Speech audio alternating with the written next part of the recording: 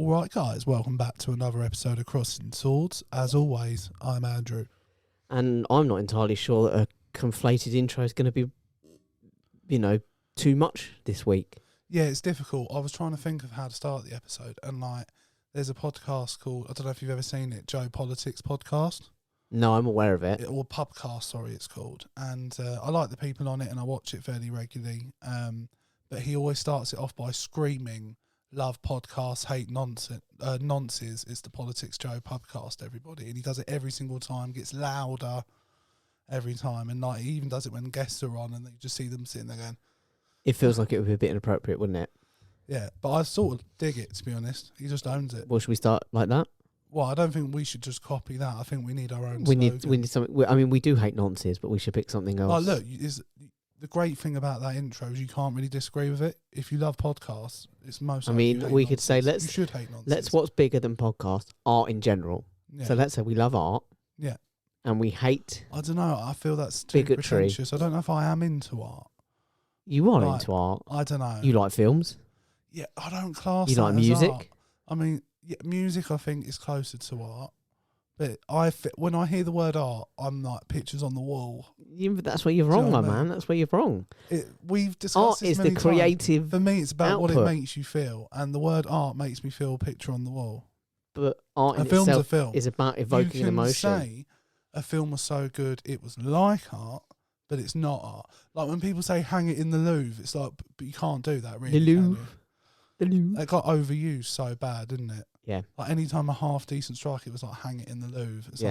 It's like trickled in from 20 yards. And it just lost all meaning in the end. Coming off the bloke's shin on deflection. Yeah, Andy Carroll scored a goal, and they were like, "hang it in the Louvre." In the Louvre. Yeah. Why are you trying to do scouse? Have you ever seen that video of John Stones, Erling Haaland, and one other City player sticking round, and Haaland does an impression of John Shout Stones? out to that one other City player. Yeah, obviously I'm a fan. Yeah. I know you are from that episode we did. If you want to go back and listen to a football episode we did recently, yeah, City get a lot of coverage. They do get a lot of coverage. I feel like I was harshly criticised. And I feel like you were rightly criticised. I disagree. I'd wanted to talk about the treble winners. It doesn't happen very often, and both you and Nash were like, "Oh, City again." It was again and again and again. I've got to admit, I listened back to the episode. It was the first half an hour of the episode, which is a large chunk of our recording. That's a large chunk of any podcast. Yeah, it's a lot of someone's time. Yeah. Look, if it was Crystal Palace that had won the treble, we'd spend at least half an hour talking. But I would be doing the podcast naked. Do you know Let's what? call it out. I'll commit to that. If Palace I can safely commit to that also. Yeah. I mean, what's the lowest bar we'd set for that? Sort of about here, I think. What, No, the triple? The triple. It has to be the treble. What about the Lineker? A major trophy. What about the Lineker? What, Premier League? Or like, pants? If we win something, we do it in our pants. Happily. I don't know if I can do that. To be honest, bro, I'm too we don't even need to win anything. As soon as it looks like Palace are on a cup run, I'm going to have to go on a diet. If you just message me and say, let's do an episode in our pants, I'm in. Yeah, but you want to go to nudist retreats and shit. I do want to go to nudist. I don't want to go to I'm not kink shaming, but I don't necessarily consider being. It's not kink. Okay, let's just be clear. I was about to say. I just literally said it myself before you jumped down my throat. And that is a kink. Yeah. Well, it can be. Some people are just into it. I think people use the word kink too liberally. Oh, so liberally. So liberally. Like, there's so many things. I can't think of them right now. No, but they're just like general foreplay or something, or like a fetish almost. Like someone's like, I like a bit of choking. I don't really think choking's a kink. Or they'll be like, I like spanking my partner, and he'd be like, we're really kinky, and it's like, you're really not. I can tell you now, you're at the base level. Yeah. However, when a girl asked me online that I was talking to do a rape fantasy. Yeah, that for me I consider a kink. Consensual. One that I didn't consensual shame her, non-consent. Consent non-consent. That's it. CNC. Yeah. I know the lingo. I know the lingo. That feels proper dodgy to me. Like there's something. I don't feel personally comfortable with doing it, but I get it. I think just it'd be. As a bloke, I can't imagine what that says about you. If you're, I know, into I said to that. you, a woman struggling against me is very much not a turn on. I want my partner to be actively engaged. I want my partner to want it. Like, the image you've put out there is that consent is just It's just a word, you know. You've done. I mean, look, we've talked about people like. I'm not comparing you to Russell Brand. I just want to say that out loud before I continue. However, the argument I made about him was that whether he's guilty or not, the image he's portrayed of himself makes it easy to believe. So just for your sake, I suggest you start cleaning your act up. You know I can't do that. Although you I don't live the way I live. unclip women's bras on camera. I live the way no. But if you started wearing a bra, What do you mean start? well, let me unclip it. No. Lean over here. Only Leanne gets to unclip it. Come on. No. You can clip. I'll clip it straight back up. When the cameras are off. Done. Deal. You all heard it. Yeah. Enough of a ramble, or should we go on? I think 5 minutes is enough of a ramble. I mean, it's difficult. I didn't actually. I thought about having a jovial start, and I think it's got to be a bit jovial, considering what we're about to go into. Yeah. We've got to start a bit light, which Yeah. may seem. Some people might message us and say it doesn't strike the right tone, and they can message us. They can email right, us, to be honest. CrossingSwords19@gmail.com. But like we've always said, Sorry, bro, I'm doing the plug. please Sorry, don't. bro. Sorry, I saw my opening. I'll shut up. You plug away. Rather than waiting at the end, I thought, let's do it now. Let's do it now. People want to message us and say that we've struck the wrong tone Yeah. and we've maybe been a bit insensitive. They can do so, CrossingSwords19@gmail.com. They can hit us up at Swords Crossing on Twitter, or they can comment on, message us on CrossingSwords_podcast on TikTok and Instagram, or just Crossing Swords on Facebook, or equally just on YouTube. You can go on the comments. But I think it's really dark and heavy material, and whilst we shouldn't shy away from it, Yeah. and we should be highlighting it, we need to balance it out with some kind of Levity. a little bit, just for our own sake. I mean, to be honest, it's how I deal with bad shit anyway. I think it's how our group in general does, to be honest. And I think it's quite a British trait, to be honest, as well. I feel like it's definitely part of our motif in general. So I think the Brits will get it. Maybe some foreigners that don't understand sarcasm or... I think hopefully they will. Like I said, I think it's a very dense subject matter, so a bit of lightness to pack it either side. Also, we've always said it's supposed to be like a conversation down the pub or over a coffee or something like that. And when you sit down with your mate, you don't immediately go, right, Israel, Palestine, talk to me. Do you know what I mean? Well, that's because you poo-poo it. Every time I open the conversation with it, well, I'll tell you what. I go, right, mass genocide, where are we standing on it? Let's jump right into it. How far are you willing to go? No. Why haven't we talked about it before? Like, obviously we did last week, but before that... For the same reason that, well, we did end up talking about it last week, but for the same reason that I said last week, I've been trying not to air my opinion on it, which is tough for me, and I realise I aired my opinion anyway. Do you know what's hilarious about that episode? And I haven't listened back to it, but just in the moment, I remember being like, we were both like, we don't really want to talk about it. And then spent about half an hour talking about it. And then afterwards, I was like, so much more has happened since as well. So I was like, the little bit of time we spent talking about it, I think it's only fair if we went back and gave it its due. Yeah. And to be honest with you, there's a reflection. good chance we might come back to it again. It's an ongoing situation. It feels like every day the situation is changing. I think the reason we didn't, to answer your question, is the same reason that we didn't, even though we did talk about it, the reason we didn't want to talk about it, because it's fraught with so much tension and there's so much polarisation, and it's that thing of you have to have a side. Yeah. So if you immediately condemn one for doing something, you're like, well, you support the other, and it's like, no, I condemn. But you can't have that stance. No, it doesn't seem in many that ways. way. If you condemn Israel, and they are oppressors, they have been for a very, very long time, you're anti-Semitic. But there are Jewish people, there are, Israeli people, who condemn it. Are they anti-Semitic? It's a difficult one, because for me personally, the religious part of it is completely irrelevant. Couldn't be further from the conversation for me, but I understand. I've done a bit more looking into the situation. I understand that the issues surrounding it begin with religion at the start of it all. And that religion is at the heart of it. But I actually don't think that's what the issue is currently in the scenario. I don't think that's how we've got here because of religion. I think it's racism. I think it's fear.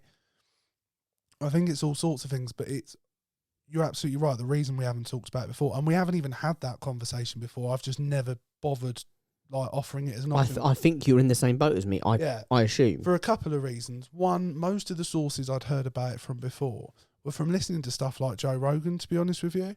And the opinion was very, with most of these people, it was pro-Palestine. It was Israel have been occupying them for occupying Gaza for 17 years, and they've been slowly taking more of Palestine since Palestine existed, pretty much. And then, so I didn't really feel like I had a well-rounded opinion on it. And it genuinely seems like if you were in any way pro-Palestine, you were automatically anti-Semitic. Yeah.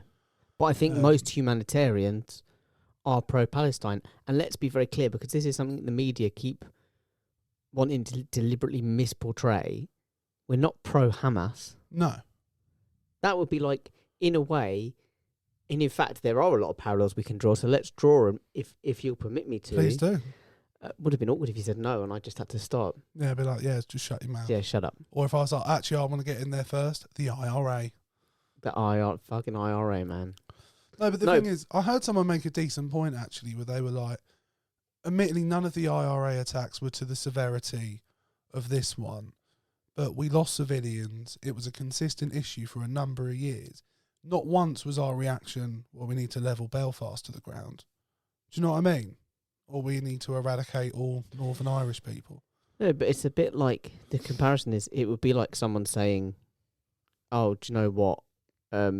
If you support, if we were suddenly in trouble, and we are in many ways as Brits, if we were and they went, oh, you're pro Tory, and it's like, anyone who's listened to the pod knows quite strongly and reservedly that we're not. No. But this is a government that were voted in, but let's face it, have not been voted in currently. The current iteration of it are not voted in. Hamas. They have no mandate whatsoever. And Hamas won the public election. They didn't win with 100% of the vote. No. They won it in 2007. And obviously a lot's changed in the last few years, because a lot of Palestinians have been killed. Yeah. Including some Hamas leaders, allegedly.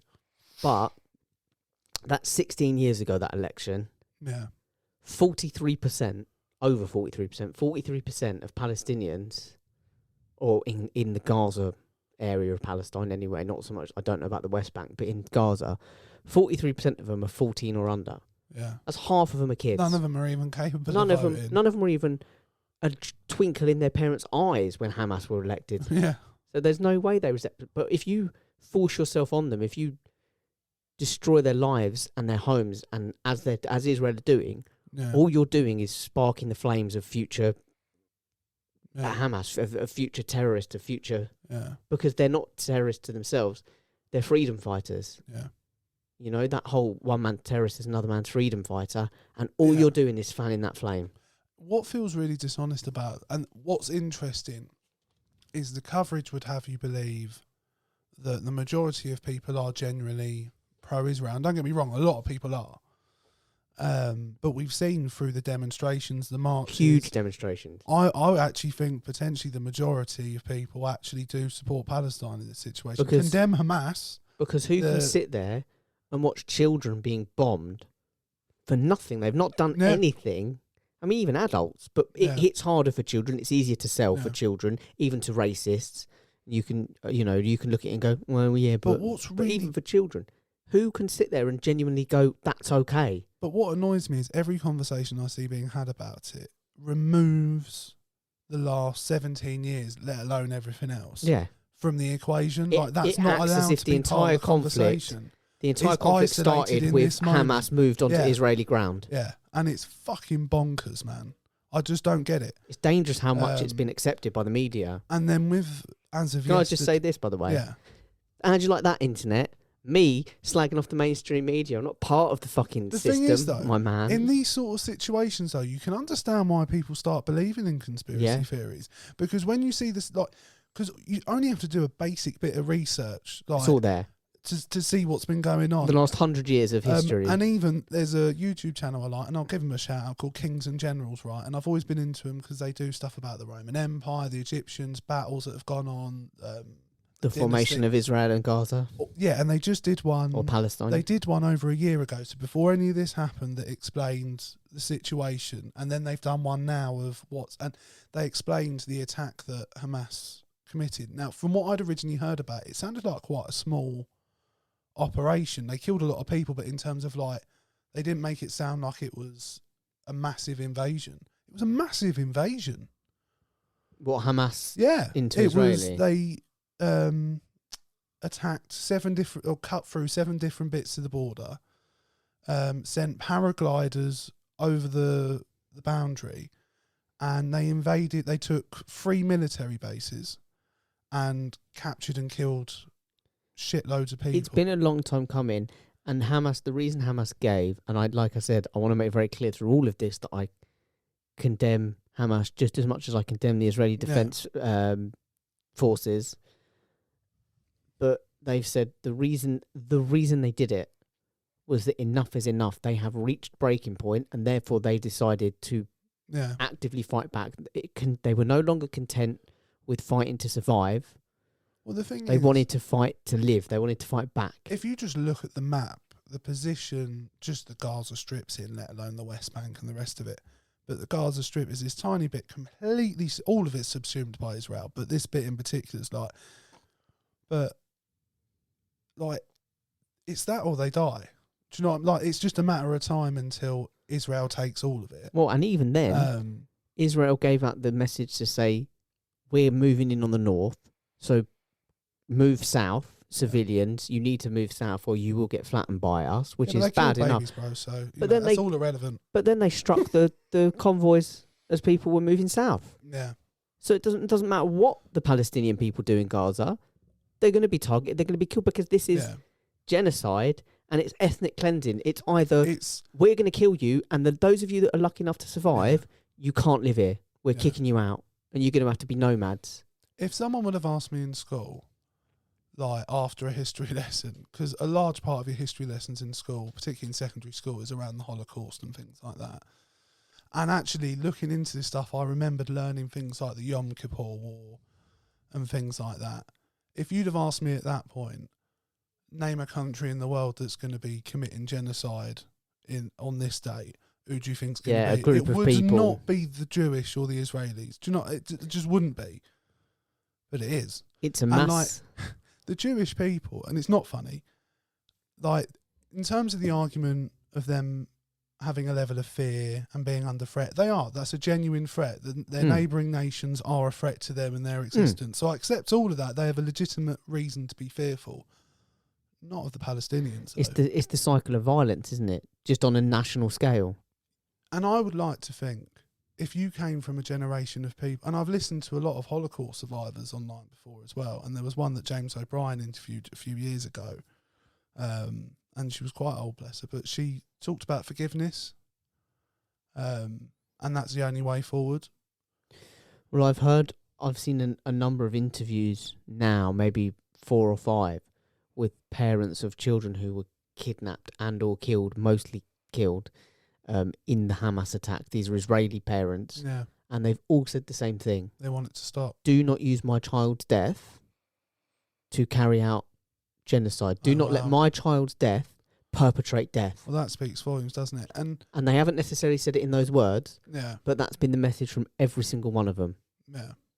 And I think it speaks volumes, yeah. I think these are the people who have lost the most. What a large part of it boils down to for me, and for some reason, the position the Jewish people have been in and the things they've been through and the way they've been persecuted throughout pretty much their whole existence, you'd like to think those people would have more humanity, would have more wisdom, and would want to see an end to the violence that they've had done to them and wouldn't want to perpetrate it themselves. But somehow are in a position where they can't be criticised, where they can do what they want. They have international backing. And that's what's scary. What's been going on today has been mental, because as of recording yesterday, a hospital was bombed and 500 innocent people have been killed, including doctors, nurses. And I'm sure you are aware of this, but I don't know if you are. The Israelis blamed Hamas, Palestinians. They blamed Hamas. Misfire. And they released altered videos, doctored videos with altered timestamps and altered footage, doctored footage.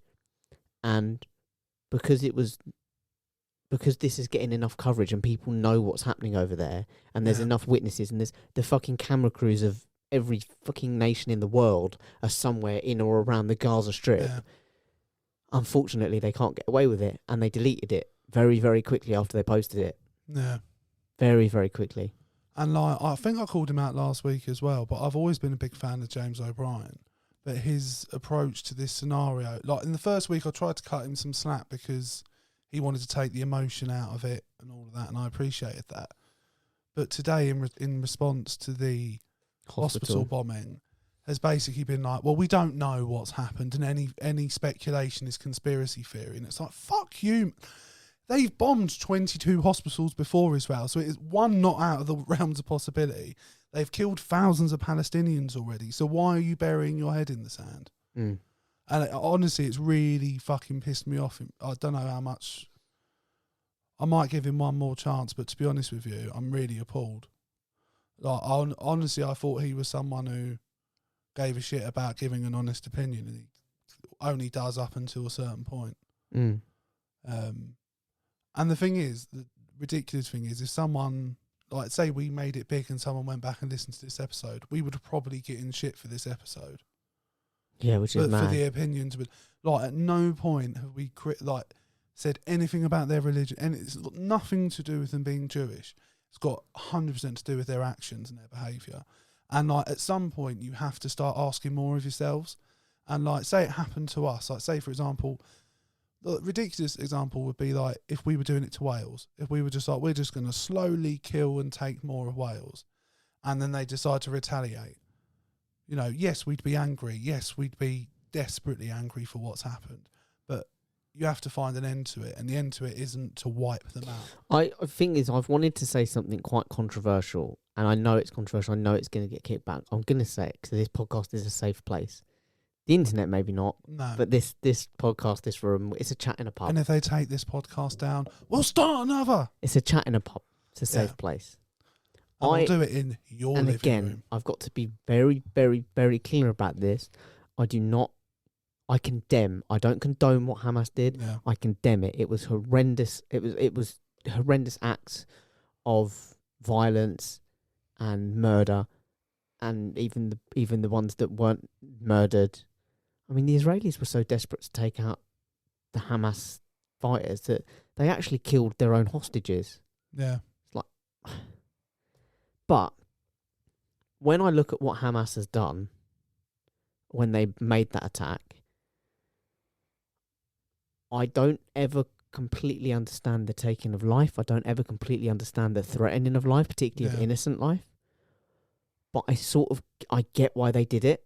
Yeah. I understand why they did it. Yeah. Because do you know what? If you put yourself in their shoes for a moment, and this is incredibly controversial. From the day I was born, I've not heard anyone having this conversation other than people that aren't our colour, to be honest with you. People that are actually Palestinian and can say it with chest. We're not allowed to, really, but we are.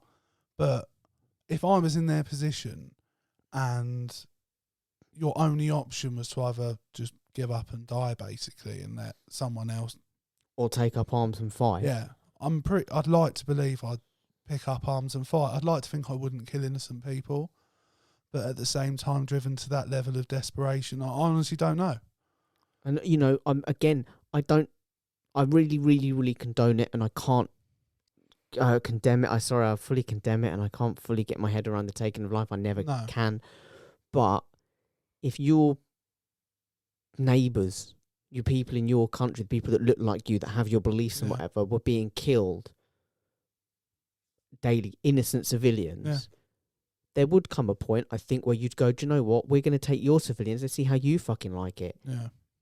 I'm not. It's definitely not right, and it's a horrendous approach. Yeah. But I sort of understand it, and I know how controversial that is to say.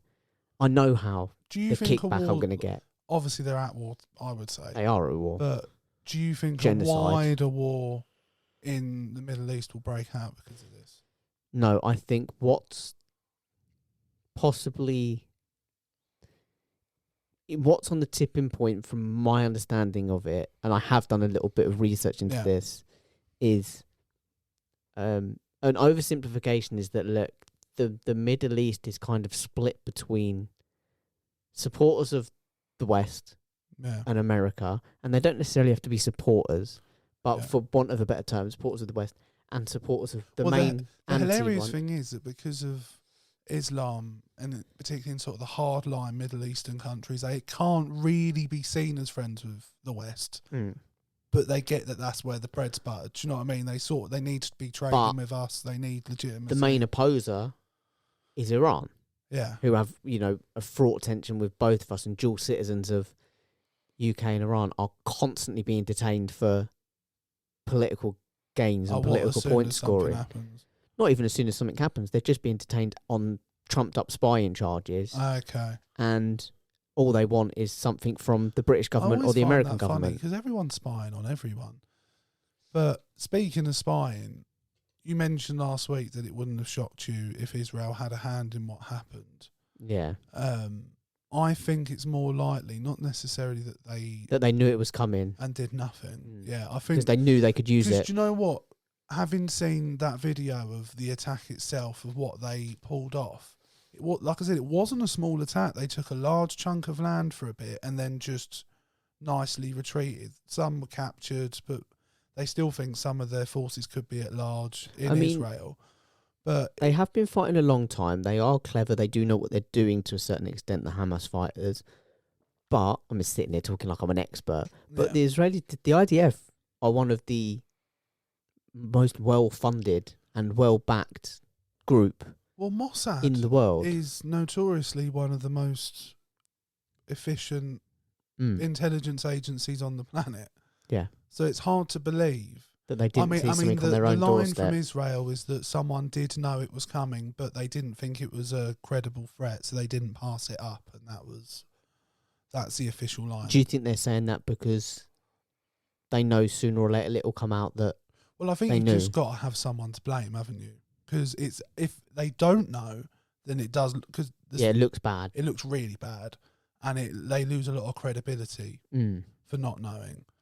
Whereas if you can say, "Oh, well, this dickhead got something wrong," then it sort of gives you at least a little bit. I do believe strongly that it was. Like you said, I think that's probably the most likely action. I know I went really out there last week. That's the only bit I'm not 100% sure on.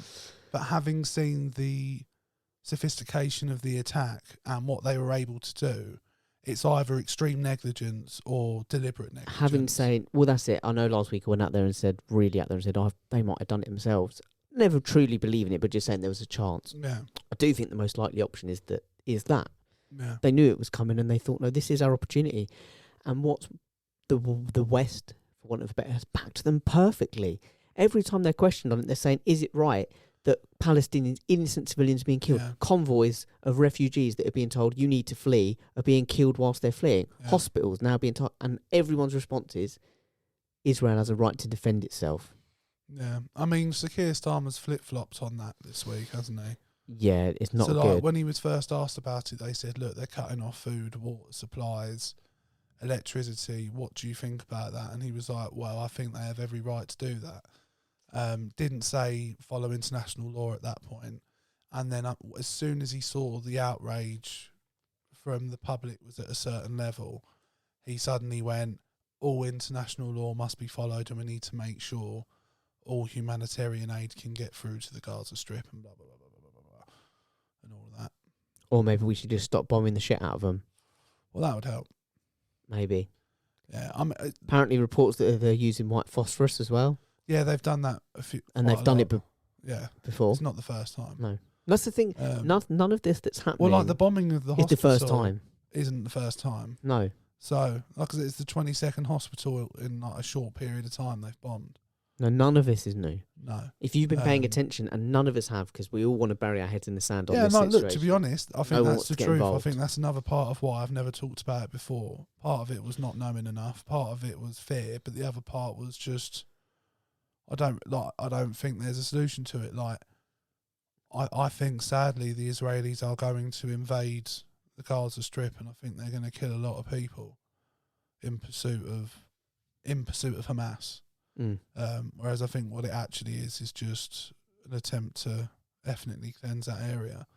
Because the thing is, it's things I've looked into recently, like a few years ago there was a demonstration at the Gaza border, a peaceful protest. No weapons were seen in sight, just, flags and shit and people being angry.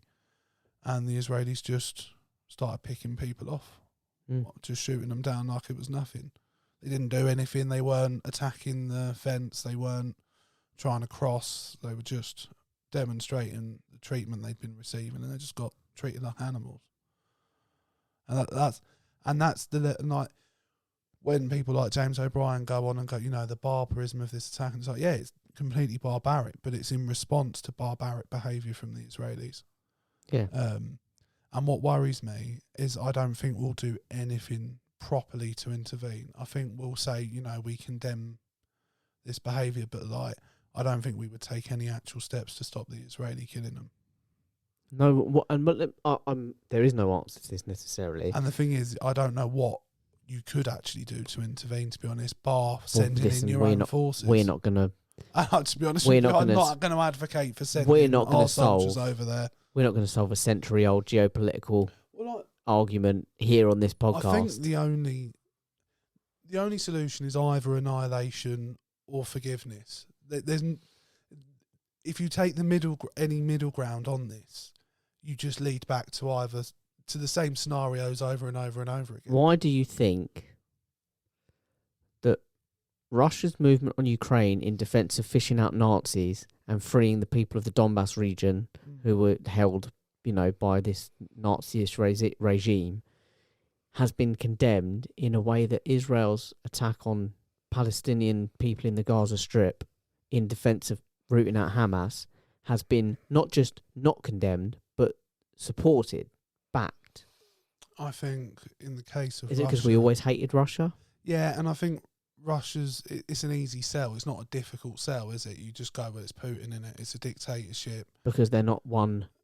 Does it come back to religion? Is it because Russia isn't a religion, but Israeli generally is Jewish? I also don't think Russians have faced anywhere near the same level. I mean, from their own people, they faced a similar level, a very similar level of persecution. Just as many Russians died, I believe, during World War II, almost by their own hand from Stalin.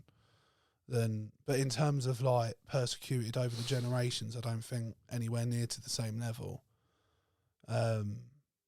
Whereas I think the Israelis have the benefit in this particular scenario, because they are Jewish and because they have been persecuted over their entire existence. It's almost an out. It's they're just defending themselves. Look what's happened to them in the past. If they don't do this now, what will happen to them in the future if this has happened to them in the past? And I genuinely think that's the defence. Maybe, but it's so obvious that's not what's happening. Well, no, of course it's not. Because the thing is, at the moment, in terms of who they're actually at risk of being attacked by, that's not who they're dealing with at the moment. In terms of who's a real threat to it, Hamas isn't really in a position to wipe out Israel. It did a good chunk of damage. But that was probably the most it could do. Pretty much, yeah. Without real backing from the other nations that Israel are at war, or could potentially be at war with. But they're not at war with any of those nations at the moment. They're just... Do you think the likes of Saudi Arabia could mediate again? Potentially. I think the problem is... But realistically... I don't think there will be mediation. Should Palestine be sitting to a table of mediation? Yes, they want peace. Yes, they want to stop dying and being killed. But it's if someone came into my house, started burning all my stuff, started just absolutely smashing the shit out of it with hammers and stuff. Yeah. And all fair enough. Let's say we've had an ongoing thing. They've constantly been throwing bricks through my window and breaking my house. Yeah, it's your neighbour. And then I go next door. And I don't know, kick down his front door and I start calling him whatever names. Yeah. And I go back to my house. Give his wife a slap or something. He comes in and absolutely, he's burnt. Half my house no longer exists. So I have to rebuild. He kicked your dog as well. And someone comes in and goes, right, let's sit you both down, okay? Now, you're both in the wrong. And it's kind of well, hang on a minute. I may have done something wrong, but the backlash was completely disproportionate. As we've said, what's the term that's been thrown around? Collective punishment. Yeah. How's that a thing? It's not a thing. No. One of us was committing war crimes and it weren't me. Yeah. I might have been committing terror acts, but that was a group. That wasn't the nation. But wasn't Palestine attacking But the those. frightening part is just how widespread it is. Do you know what I mean? Like, it's pretty much all news channels, all TV shows, I see the same message that Yeah. Israel has every right to defend itself, and now they're starting to slip in the line, international law needs to be followed saw at all one times. BBC. But it's like that hasn't been an issue up until this point. I saw one BBC reporter, and I would hazard a guess that he probably won't be back presenting this issue again. Was this the guy talking about the hospital? Yeah, and he says, I thought about putting that. And he sort of said, like, there's really no other way you can view it. Yeah. And he was sort of saying, I've seen a number of Palestinian Hamas attacks. I'm conflating the two now. Yeah. I've seen a number of Hamas attacks on Israel over the years, and they do not possess that level of technologies. Like, they can take out 3 or 4 people Israel at a go. Have bragged about their Iron Dome. Yeah. And for the most part, they don't actually receive any airstrikes from Hamas because they're able to destroy them before they hit their targets. So to imply, but he was like, even a misfire, they don't possess that kind of I've never seen them with anything close to that capability. Well, and the Israelis are claiming it's a misfiring missile that landed in 2 separate bits, so it's not even a full missile. So to imply that took down the entire hospital, it's just I think it's really disingenuous for anyone to try and say at this stage that it's Hamas. Like, if genuine evidence comes out that proves it, fair enough, I'll eat my hat. But the only thing I could think that works in their favour is if it was one of them. Do you know them old-timey hospitals that have gunpowder in the cellar? Yeah. Like, absolutely stacks of gunpowder. Yeah. And they've just sort of like, they're like, well, what are we going to do with all this? It's like the wildfire in Game of Thrones, isn't it, under the set? It's like, what are we going to do with all this excess dynamite? Like, we'll just hang it on the walls, lads. Nothing's going to go wrong. No, it's not like a missile's going to land outside. No. That's the only thing I can think where a misfiring Hamas rocket, based on what we know about them, happened to hit an old dynamite could have warehouse. taken. It would have had to have been some Looney Tune style. And I'm going to go back to him again. James O'Brien said something on his show today that stood out to me, because he was like, to try and say definitively at the moment what happened in regard to this hospital shooting, he was like, the dead deserve more than that. And I was like, no, I'm sorry. The dead deserve not to be. What about the dead for the last 17 years? What do they deserve? For people like you to go on and just play willfully ignorant. Yeah. I'm with you. I honestly, I know I keep saying I just don't understand it. I don't know. Like, it's why most of the time I don't listen to it. I listen to what I want to listen to, and I give it a very quick, like, is this going to be annoying? And if it is, I'm It's like, very no. telling that all the governments, certainly like the likes of us, France, whatever, have come out and said, Italy, sorry, I don't know about Italy, have said Israel has the right to defend itself. That's been the party line from... Whereas there were huge mass protests from the people in France and in the UK. And they got banned from doing it in France, didn't they? And they still did it anyway. Because that's what they do, to be fair. If anyone knows how to throw a protest, it's the French. They are not afraid to protest. But do you know what? I'm quite jealous of that, It's so mad that even though they're not allowed, and even though protests are illegal here, like, more or less, certainly heading that way. Didn't Greta get arrested today? Yeah, she's been charged. So she'll be appearing in court in November. But even though the governments have come out and said there's no ambiguity from the government, it's been straight, no, Israel have the right to root out this evil or whatever. But the people know it's not right. Yeah. People are not their governments. I think most of the people. And it's the same in Israel and Palestine. They are not their governments. No. They are not necessarily representative of the views that are held by a single government that thinks it's okay to go and commit terror acts, or a group or government that thinks it's okay to ethnically cleanse and commit mass genocide. I do not think all Israelis want to wipe out. Most of them don't. Most of them don't. 100%. I would have thought the vast majority are appalled by what's going on and want an end to the violence. But I think, of course, there are a lot that do. I think, like in this country, and you see it, and the worrying thing is, we get the early stages of it in the moment with people like Suella and Rishi talking about the small boats and dehumanising migrants. We're at the start of that journey, but this is where it ends up, because the more and more you can whip people up into being angry and Also, believing that person over there is your enemy when they're not your enemy. there's a few things media-wise I want to talk to you about, or I want to mention. Please do. First of all, really, really getting on my tits everywhere, and it's from just about every publication, every broadcaster, talking about Israelis being killed and Palestinians being dead. It's like 100 Israelis killed. The Israelis have been murdered, and there's just 10 dead Palestinians. Died, yeah. And just even that. That's ridiculous. That's dehumanising. It is Straight away, dehumanising. it's pushing the narrative. The other thing that I've said is that quite a lot of news outlets as well, broadcasters, publishers, publications, and celebrities have been posting pictures of Palestine and the damage that's done there, and saying, look what Hamas have done to Israel. And it's like, bro, that ain't Israel. And they're going, Israel, has got to defend itself because look at this. But it's like, but you're showing a picture of Palestine. You're showing a picture of Palestinian children standing in the rubbles of the Gaza Strip. Yeah. And it's one thing being posted by a celebrity. They've got no journalistic standards to be held to. No. But actual publications have been posting this shit. Yeah. Have you seen what's been happening with some of the footballers as well? What coming out in... Yeah, El Ghazi. Do you remember the yeah. Villa winger? You have to forgive me, I've got a cold and I'm surprised after 40 minutes. I think it's still going. Yeah. But El Ghazi plays for Mainz in Germany. Yeah. And all he did was, I think, Instagrammed a thing saying Free Palestine. That was it. It's been suspended. Yes, I did see that. Is that what it was for? And there's another player, Atal, for Nice. He's been suspended and they're going to cancel his contract. So, yeah, it's fucked. And yet they're, in my personal view on it, is that I'm with them. Yeah. Palestinians just want to live. They have the right to live. Yeah. And they have the right to have access to the same basic things that we do. Water, food, internet nowadays. Freedom.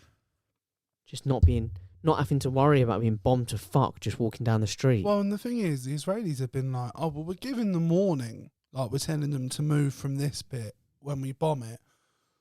Which, first off, if you're trying to catch the Hamas leaders unaware, who also happen to have a tunnel system, apparently, that they can just move freely about underneath the Gaza Strip. Also, that the actual leader of Hamas isn't even there. He's in Qatar, just chilling, apparently.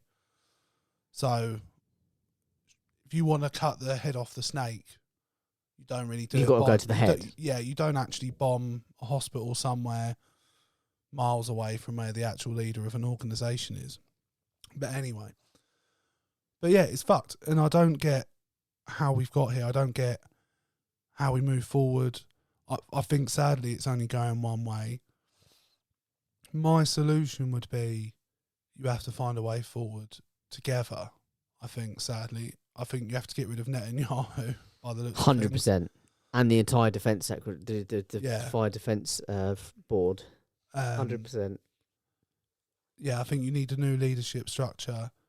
I don't think a two-state solution is really the answer. And I'm going to get this wrong because I don't know the name. It's going to look like I've not done the research on it, but I can't remember. But are you aware that there was an Israeli leader who wanted peace with Palestine, and he wanted to push for a solution? I don't know if it was the two-state solution he was going for. It probably was. But he wanted to genuinely be like, look, this has gone on far too long. Yeah. It's ridiculous.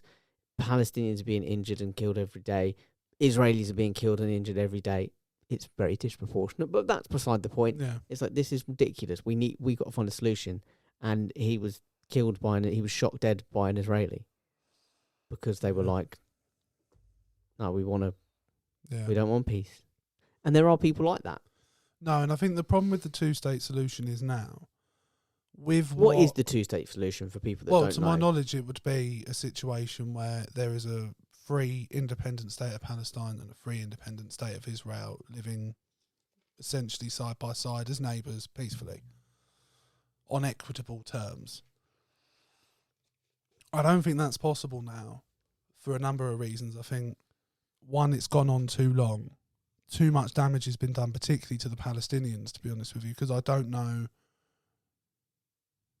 if Israel could ever be in a position where it would trust the Palestinians enough after what they've done to them to give them any land back or power back or any level of control over their own lives or destinies, because they'd be too afraid that eventually at some point they're going to come for them.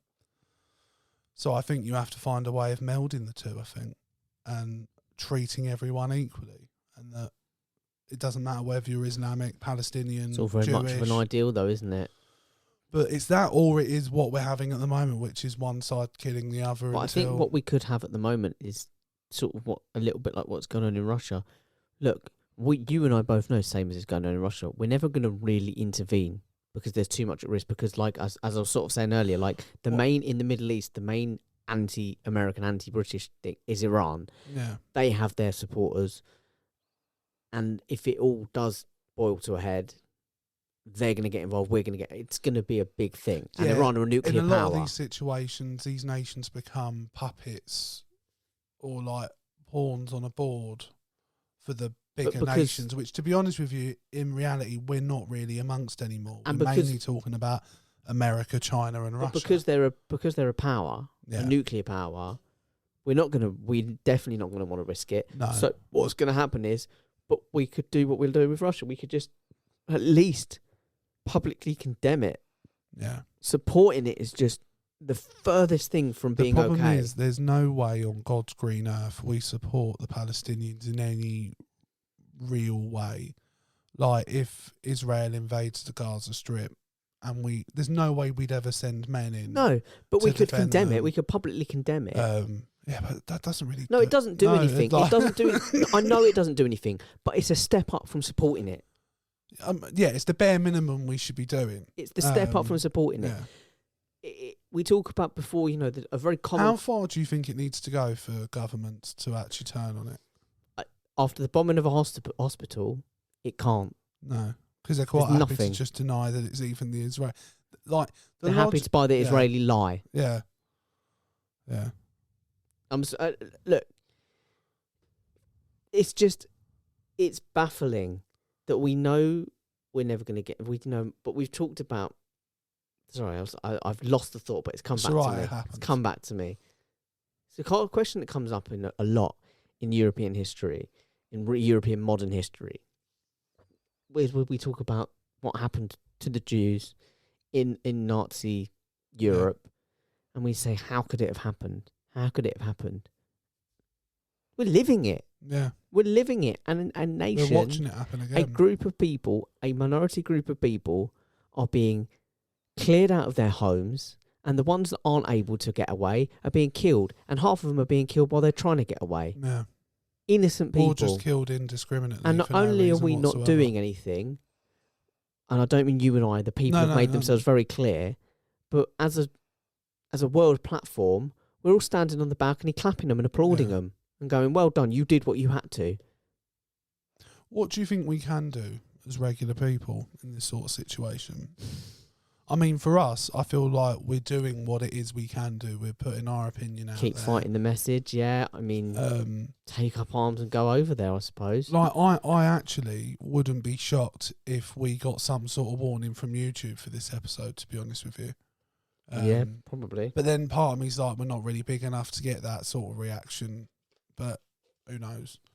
Like, people blurt all sorts of stuff out of their YouTube episodes. Like, there's certain words you're just not allowed to say on YouTube, apparently. Should we make a list and just go through them? Well, I think one of them's COVID. Cancer's another, apparently. Well, we've ticked them off. We're well on the way. Well, cancer we didn't actually talk about in the episode. It was in our warm-up, wasn't it? It's still there, though, isn't it? Yeah. We still use the word. Yeah. But yeah, it's worrying. Yeah. Like I said, there's that, that thing, that saying, this isn't how democracy dies. It doesn't die slowly and quietly. It dies to rapturous applause. Yeah. And that's what's happening now. It's like we don't let humanitarian tragedies take place. They're not taking place to silence, to awkward, deafening, no one wants to intervene, but we all know we should silence. Yeah. It's taking place to rapturous applause as world leaders all over the place stand up and say, go on you. Yeah.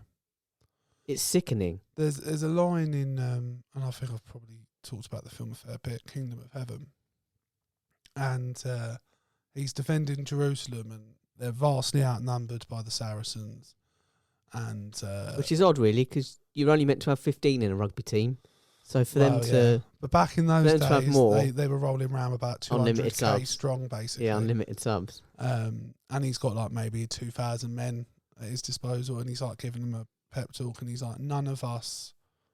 He's like, these men are coming to kill us for offences we weren't alive to commit, and we're going to have to kill them for an affront they weren't alive to be offended by.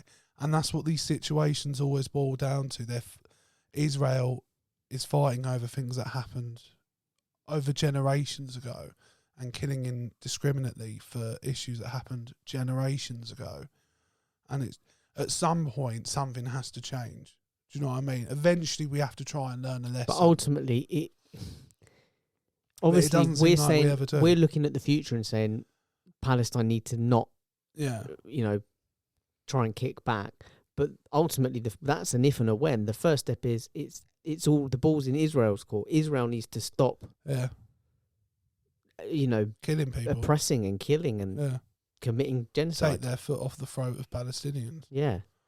Yeah. And like one of the things we talked about in our messages after the last episode was like part of the issue is that there's an elephant in the room that we're a big, in terms of Britain and huge America, player in this. We have so much blood on our hands. Our fingerprints are all over the Middle East. Most of the instability, like after you explained to me what happened, like how Israel and Palestine came to be, part of one of the videos I watched was them explaining how we just decided, oh yeah, we're just going to give one this bit of land and one... And then wipe our hands and go home. Yeah.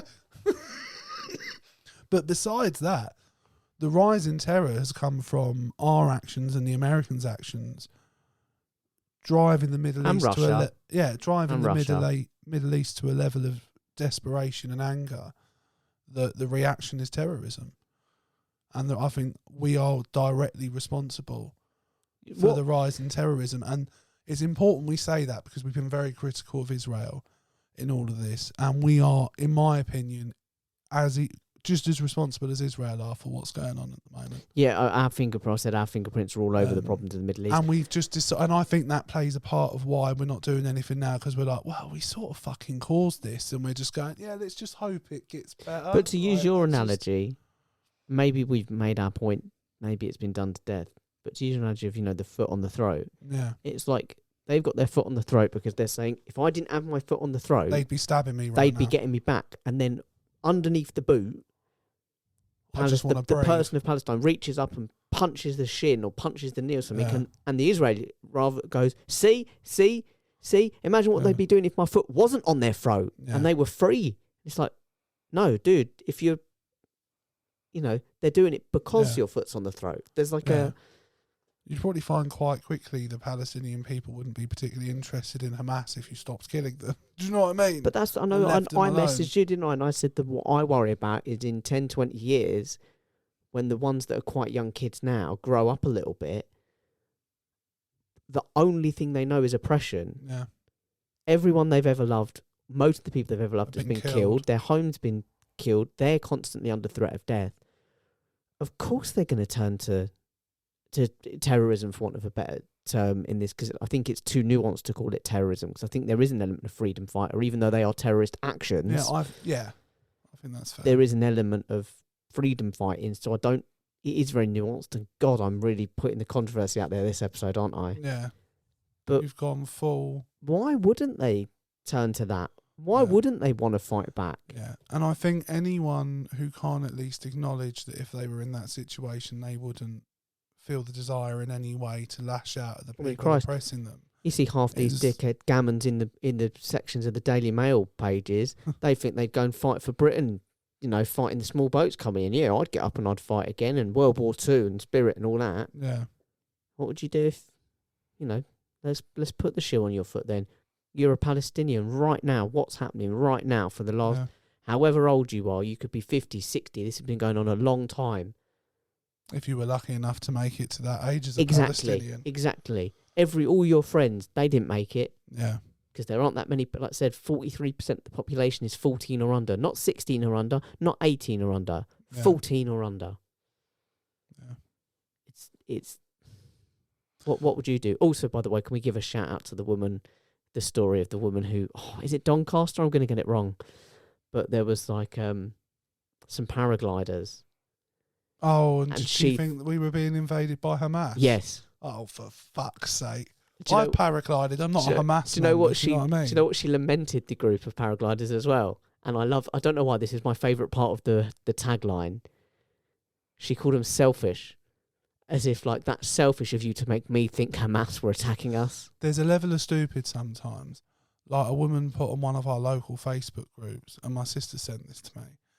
It was a woman asking, she'd got COVID. And this is like, obviously now, this long out of COVID being a real being a real issue. And she's like, I've been vaccinated. It's rising. Yeah, I know. That's of my point, though, sorry. to be honest, that it's rising and Sorry. it's a non-issue, isn't it? Like, we're not talking about it anyway like we were before. But sorry, yeah. But she was like, my cat hasn't been vaccinated. Do I need to get my cat vaccinated? And should he be wearing a mask? Or it was either, should I be wearing a mask around my cat or something? And honestly, you can't help someone like that. There is sometimes a certain level of stupidity where you're like, you should just not be allowed to breed. But Do you know what I mean? I love the idea that Hamas they've just made this move on Israel, and you've said at the start, Doncaster, and they're looking around. They're like, boys, we are under it here. Well, no, they accidentally missed their target and somehow ended up flying all the way to Doncaster. They're like, we've really the wind just took them, and then Israel are fighting back, and they're killing us. We need to send them a message. What do we send them? Fucking Doncaster, Yorkshire, get them. They made a mistake. It's already a shithole. Oh yeah, maybe it was just that they took up. And the wind just took them. Yeah. And before you know it... They flew all over the ocean, over the Mediterranean Sea, over Europe. And now they're landing, over the Channel, coming into Doncaster. Over London. I don't know where Doncaster is in relation to... Yorkshire. So it's north? Yeah, north. More Midlands? No, beyond the Midlands. Beyond the Midlands? North. All right. So fuck me, they had to fly over most of the UK. Strong wind. It was a strong wind. They went past the London, and to strike at the heart of British politics, they went straight for Doncaster. Do you know what? Sat-nav must just not have been working. We know what it's like. We've been directed by my phone round Manchester. It didn't work. Oh, yeah. Yeah, and it was at Newcastle. Yeah, it didn't go well. Maybe they did. They just used Google Maps. Yeah. And do you remember when we used Google Maps to find out where the nearest... I'm not going to name them because they're a gambling company and I don't want to give any support. But they were doing a promotional thing and you wanted to get some... You wanted to get part of the promotional thing. And we were like, where's the nearest one? And it was like Dortmond. Oh, we nearly just went on a Dortmund, trip, but they turned out to be mad expensive. Yes, we decided not to. I remember we were on a bus. We were on a bus. I remember being on a bus, and we were like seriously looking at flight prices. Yeah, and it turned out it was like that's too much. We can't. But we were literally like, let's go home, get our passports, and go today. Yeah. So maybe that's what they did. Maybe. I'm trying to think of any. Interesting how they managed to get from Gaza by plane to. To be honest, I don't know many places in Israel, so I'm trying to think of places that start with like D-O that I could think, okay, D-O, and autofills coming and being like, oh, Doncaster, you want to go to Doncaster? Excellent, my man, this is the way. Maybe they had one of those parachutes with like the engine on the back. Do you know you get the ones with like the fan on the back that just keeps blowing you? And also, she probably didn't confront them herself, but imagine you've been up in the air, you've paraglided, you've paraglided, you've come back down. And you go, that was a lovely little flight. And someone comes up and goes, you never even once thought that I might think Hamas were invading, did you, you selfish bastard? Do you know what? It's going to... As if it's their responsibility. Anytime I see a paraglider now, I'm just going to have a little bit of healthy suspicion. I'm just going to be like, has he got a gun? I want to find a paragliding company, and just when we're up on the mountain ready to go off, I'm just going to say, hang on, lads. What if someone thinks we're Hamas? You have to do it with a Palestinian flag like flapping behind you, just to really shit the locals up wherever you're doing it. They're gonna be like, oh, like don't do it in somewhere like Turkey. That's where I did my paragliding. You do that, there's a good chance you genuinely get shot down. No, I'm thinking they went Yorkshire. I'm thinking keep it Yorkshire. I say we go back to Doncaster. York's quite nice. I could do it Right. over Leeds. She just saw paragliders. She's going to see multiple I could paragliders, come- all with Palestinian flags. We're going to set it up. I could fly over Ellen Road during We a should game. do it over the Angel of the North. Yes. Yeah. Yes. We should invade. No, not invade.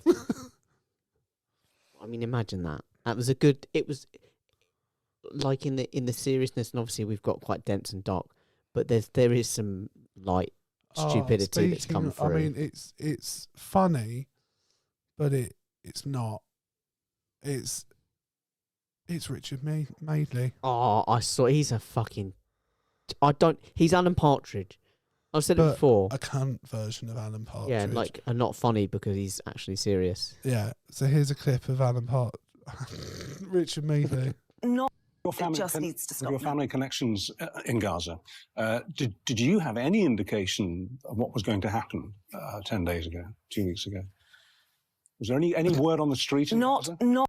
Your family It just needs to stop. Your family Honestly, if you see the face of the woman, Yeah, Layla Moran. She's she an literally MP. just sits back in her chair and just mouth open like, is he Someone just asked said me that? on Richard Madeley. Someone said that He's apparently apologised though. he was what he is he's the bloke. He should only ever have been doing fluff pieces on the One Show about our car's too loud. He's or, not. He's for some reason. Some of these presenters try to pass off like they're real journalists. Like they have these odd moments, and like this can sound really harsh. And you talked about him a lot on another episode. Christian Gurumurti, who can do good journalistic But he work. can be a dick as well. He has these odd moments where he forgets what his role is Yeah. and what he's there to do. And the most famous one was the Robert Downey Jr. one, where Robert Downey Jr. is there for a press junket And that's it. for You're the just promoting a Avengers. film, man. And he decides to start going deep and dark into his drug abuse in his younger years. And he's just like, really? And like Christian Gurumurti's like, what's your problem? Yeah. I'm just asking It's questions. like, I'm here to sell a movie, man. He's like, Can you just let I'm me sell here the under movie? contract. I have to be here, but I don't have to talk about this. And he's No. just like, are you afraid to talk about your drug past? And he's just, But so Richard Medley should have been doing pieces like, our car's too loud, or Vox Pops. Have He's we- only good. or That's should- his level should- for yeah, me. And should we look, go- to be honest with you, that sounds like I'm being really harsh to Vox Pops. I think they can be really funny. They can be really good. But that's no, his but he should level. be going, have we lost the art of letter writing? It's our fault for taking him seriously and letting him talk on such serious issues. I mean, have you seen that clip of him on Good Morning Britain when he's like, and it was very Partridge, when he goes, he's like, are you rich? And she's like, sorry, what are you? And he goes, yeah, I am actually, yeah. What? And it's just Like he was just trying to set it up for himself. Just be like, yeah, I'm rich. no, do you know what? I will answer this honestly. Yeah. Yeah, I am quite. It's like, mate, stop. Are you happy with how we've covered? Are you? Yeah, I mean, I certainly didn't expect us to go full freedom fighter, if I'm being honest. But How I it mean, feels we right now. yeah, I think we are that's- just. The thing is, the worse it gets for the Palestinians, the more I feel extreme about it, to be honest with you. And the more I see shit from people like James O'Brien, the more it's getting to me, to be honest with you. So I don't think this will be the the saying, last. the silence is deafening, Yeah, comes to mind. yeah. Trying to say, we don't know, we can't comment because we don't know. Like, and trying... How much pressure do you think he's getting from his employers? I'm not defending him, I'm just playing devil's advocate. I think he's there. I think it's neck and neck between him and Nick Ferrari, who's their biggest presenter. But if they were saying to him, like, look, it has to be pro-Israel, he's in a position where if he walked out of LBC, now admittedly they're arguably the biggest, I don't think they'd necessarily he be could saying... walk into another... I don't presenter's see it as job. them saying, and I'm only playing devil's advocate, I don't think they'd be saying, look, you have to be pro-Israel. I could see them saying, look, this issue is as tense as ever to do a radio phone-in on. So do not start saying things unless we are 100%. I don't actually think that's what it is, though. I think he's I don't think so either. I think I'm he's just playing big devil's enough at advocate. Global. Like, they put all of his episodes, the full thing, video and audio on YouTube now. He's their biggest presenter, arguably up against Nick Ferrari, I believe. But I think he's senior enough there and powerful enough that they couldn't tell him what to do if they wanted to. And even if they tried to, I think on any other subject, he'd tell them to go do one. And I think so too. Like you said, he could go anywhere. And I think with his, like, because he went viral, particularly during COVID with all of his clips and things like that, I think he's got the following now that even if he went independent and did a podcast, he would still do well. So I don't think he's under pressure. I think he thinks he's made an intelligent decision. I think he thinks he's tried to do it in a nuanced, unemotional way and to try and just hear people's stories. And I think I can understand wanting to do that. But the actual turning point for me was today when I heard the bit where he was like, the people who've lost their lives deserve more than this. And it's like, yes, they do. I think. And they don't deserve to be used as a pawn like that. And either. I certainly don't want to be putting words in your mouth. Yeah. I put plenty of things in your mouth, but words aren't one of them. Well, especially after the cameras go off. Damn straight. We sort of just different camera, isn't it? Yeah, it's everywhere. There's a few. You want multi-angles. For this, we only want the one. As well. We made a decision. Do we invest all the camera angles and the equipment and the technology in the sex tapes or the podcast? A decision was made. I think we made the right decision. I feel absolutely justified. When I sit back and watch us review our performance. You would think, though, if we had a professional studio set up for sex in my mother's living room, we would just use it for the podcast as well, though, wouldn't you? Yeah, wipe it down first. Yeah, I mean, yeah, fair enough. The ceiling ones are slightly safer, but not much. Yeah, well, I mean, I couldn't reach them. I'm going to make a serious point now. Please do. Which is going to sound a bit odd. I think, not to put words in your mouth, I said, but when you're talking about the more it goes on, the more you're leaning towards the Palestinian people. I think it comes down to this. I think this saying, this phrase is more relevant than ever at the moment, and the longer it goes on, this will become more relevant. If you're on the side of the neutral, then you're on the side of the oppressor. Yeah. There is currently a clear effort in ethnic cleansing and genocide. Yeah. And if you are trying to stay neutral and say, well, we don't know enough and we don't know this, then you are on the side of the oppressor. And I think there's no other way. There are other ways to see it, but I don't think there's another way. There's too much information out there and evidence that supports Israel being the oppressor for me to be able to sit here and comfortably say anything else, to be honest with you. And it's a disproportionate response. It's a wildly disproportionate response. Yeah. And the thing is, I guess to a degree we don't know how we'd react in the same situation. But like I said, at some point we have to ask ourselves to be better. Eventually we have to ask ourselves to not make the same mistakes we keep making. But I don't think we are. But I think the only thing that's pleased me is that it was very upsetting when all the governments came out and supported it. But when the people fought back, one thing I would and took to the streets, is if it escalates and we see a full-blown invasion, I would probably join a march, to be honest with you. I mean, I'm not trying to belittle it, but it is quite funny of like, if we see actual, a completed genocide, a completed ethnic cleansing, I will go for a walk with a flag. I know. I don't mean completed. I mean, like, if they launch an invasion. You've got to see it from, like, your white man perspective. It's sitting in England. Well, look. I'm we're with going to play that game. We can't have had this conversation. I'm with you. We're incredibly privileged. But it's quite funny. Well, yeah. When you put anything like that, like in comparison to genocide, any like short of me going out there and picking up a weapon and fighting alongside them, it's pretty paltry, really. To be honest, if it lined up with my work, because I'm not in a position where I know it's a huge humanitarian issue, and I'm saying the same thing. Yeah. Oh, I know it's genocide and stuff, but I don't want to upset my bosses. Yeah. I realise I'm in the same sort of hypocritical, silly, privileged, and it is a very privileged boat. If it weren't lined up with my schedule, I'd go on the marches, I'd go on the protests, because I'd want to add my voice to those voices that say we care. Well, for me, we're on the side of humanity. People. You need, the whole point of it is to demonstrate that there are thousands of people that are disagreeing with what's going on. And what's throwing weight is all the Jewish communities that have been organising and attending pro-Palestinian movements and rallies. That throws huge weight behind, because right now the Jewish voices and the Palestinian voices obviously have the biggest weight to them, even if they're not actually in Israel or Palestine. So for there to be Jewish voices that are in... So for there to be Jewish voices saying this is not right, this is not okay. Well, like you I said, think it's even important. the parents of victims, and they are victims themselves, have said that they don't want it to be used as an excuse to kill people. No. Because the old adage is an eye for an eye leaves the whole world blind. Although I do always love that scene in where they discuss it in Seven Psychopaths.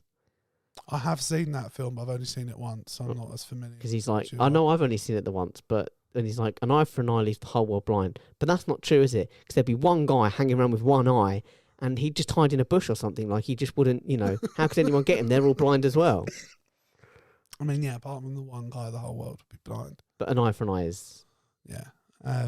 But there's one last tiny bit of business I'd like to cover with you. I have a new segment idea. Oh, I thought I owed you money. I was like, no, I don't like where this is going. Conspiracy Corner. Okay. I think every now and again, one of us just needs to pick a conspiracy we like, and we can make it up ourselves if we like. Okay. And the one I've got, and I didn't make it up, I heard it very briefly, and it was one that, do you know the brace position for when... Brace, yeah. that it's actually designed to kill you in the event of a crash. Okay. And that they do it deliberately so that if... Like, because most of the time when you crash in places on an aeroplane, it's not like somewhere hospitable. It's normally on the ocean, mountain, somewhere really dangerous. So the idea is that you're probably better off dead if it crashes than surviving with a broken leg. I remember they did a segment on airplane safety on QI years ago, and they said that pretty much everything that you're told is irrelevant. It makes like you will probably die. And they said the only reason they do it is to make you feel better. It's to make you feel safe as you're about to set off. They go, but well, at least they know what's going on if it's wrong. Down, most people it don't make a difference. Yeah. Like genuinely, I'm not saying don't brace, don't put the thing on. Landing the plane on the Hudson is genuinely miraculous because it was the first ever safe, non-casualty water landing in history. It never happened before. Well, not with everyone. Yeah, without a single casualty, that's what I'm saying. But yeah, no, it doesn't make a difference. So I don't know if I'd go as far as to buy into the conspiracy of it being that it would kill you. But if you think I definitely about it, the plane crashes like down like that, we're going down. If you're facing with your head down and everything like smashes backwards, it's just going to snap you, isn't it? I'd say first to it's probably I saw an old Lee Evans clip. Because they're like, put your hands on the thing, put your head down. Yeah. And it's just going to force the chair to snap your neck. Well, I saw... no, in fact, forget that. You're dead. It was the moment that I knew I was like, well, I was already invested in this show, but it was one of the other moments that I was like, I'm in for this. Yeah. In The Boys, when they go onto the plane, Homelander and Maeve, Queen Maeve, and she's like, can you not just like lift the plane up? And he's like, okay, that's just ridiculous. Okay, the impact of it would kill everyone on board anyways. It's absolutely pointless. Let's just leave this thing and let it burn on its own. And I was like, I'm all in. So many what the fuck moments like love that show. Like I saw a clip the other day because every now and then I watch shorts on YouTube, and one of them came up. Do you watch YouTube? Apparently, that's a really informative place to be. I'm taking a dig at Al. He's not even here. But if Ash listens, Ash knows. I watch YouTube. And if Al listens, Al knows. I like no, but Al said like we were once out. I can't remember where we were, but we were out having a drink. Yeah. And Al kind of went, are you aware that there used to be this thing? And me and Ash went, yeah. And he went, well, anyway, I watch YouTube, as if it was some kind of like, the way he said it was if it was some kind of authoritative position to be on.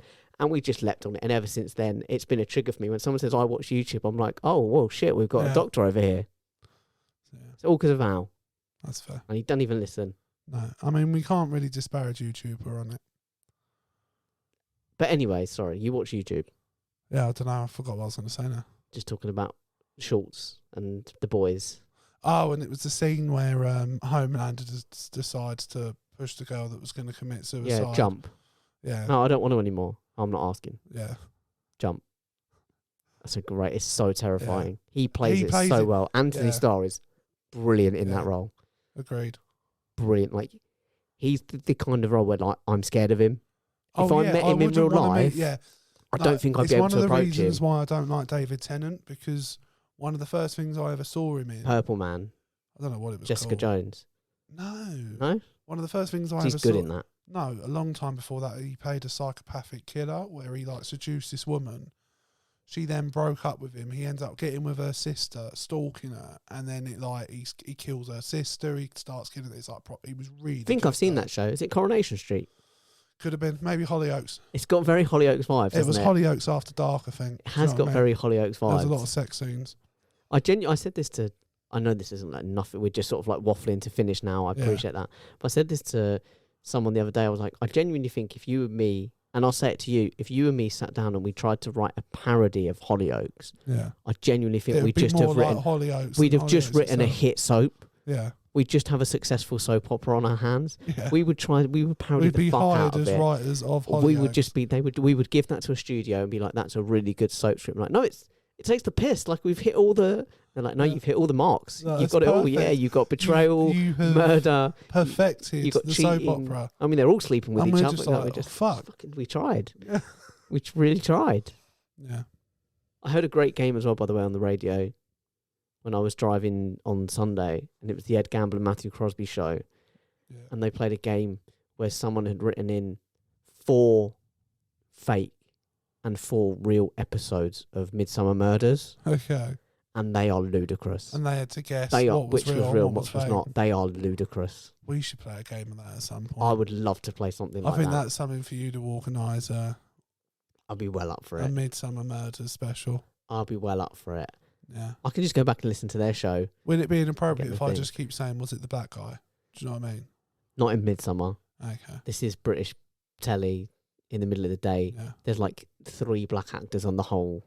You can flip between all So the there's channels. 3 options. There's 3 potential killers. with each No, crime. but there's not many black people on daytime. They're not, Like, representation if is Midsummer low. Murders was American, it would just be repeatedly, the episode would be like, someone's been murdered. And they're like, it's going to be him, innit? And like, he could just be doing anything. And like, he could be walking past, be like, look, it's not me, here's my alibi. And then bang, bang, bang, bang, shoot him dead. Yeah, but that's the thing. And then they'd place a gun on him and a few bit of drugs. Bit of cocaine. And they'd be like, this guy was clearly... Yeah. Maybe shoot a hooker and put her with him just in case. Police turn up, they're like, do you know what?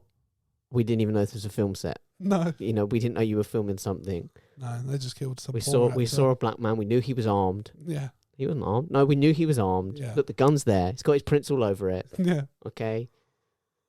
Yeah. Man, it's scary to be... Alec Baldwin, bro. Scary to be black in anywhere, really, but particularly in America. Well, yeah, because they have guns. That's literally the difference, though, isn't it, between here and there, is that here Yeah, I mean, you're just here going to get... black people get stabbed. In You will just America, get it's they shot. reprimanded by the police. Yeah. But over there, you will get shot and killed. Yeah. Right, I think that's a pod, bro. I think that's a... Guys, the Cheery way socials to will be end, on the isn't it? screen. We've already done them. We're not doing them again. Go fuck yourselves. But, peace and love, I think, was the overall message from the episode. To quote Ringo, Yeah. peace and love, peace and love, peace and love. And guys, just imagine. Do you know what I mean? Just think about it. More relevant than ever, though, isn't it? That Do song. you know what? He was such a scumbag as well. Well, yeah, he didn't have a Like- perfect life. That's one way to say it. That's one way to say it. Mildly. Have But you seen guys, there's a think about release? Apparently, there's a really rare recording With where him smacking his wife, where abusing his children. him and like 3 other musicians just got high as fuck on like acid Yeah, and were just jamming. yeah. And there's like a really rare pressing. It's like a proper collector's item. Nice. But apparently it's out there of them just high. And you can imagine what they sound like on acid. Yeah. Imagine if you took acid and then had to like play a song. I mean, I've never taken it. You're the druggie out of the two of us. I reckon you've definitely taken more drugs than I have in your life. No, You've taken more frequent drugs than I have in my life. I have no idea what you're talking about. And I Legally, think you have to that's deny where we need to end the episode, for guys. legal reasons. We'll see you next week. He did it.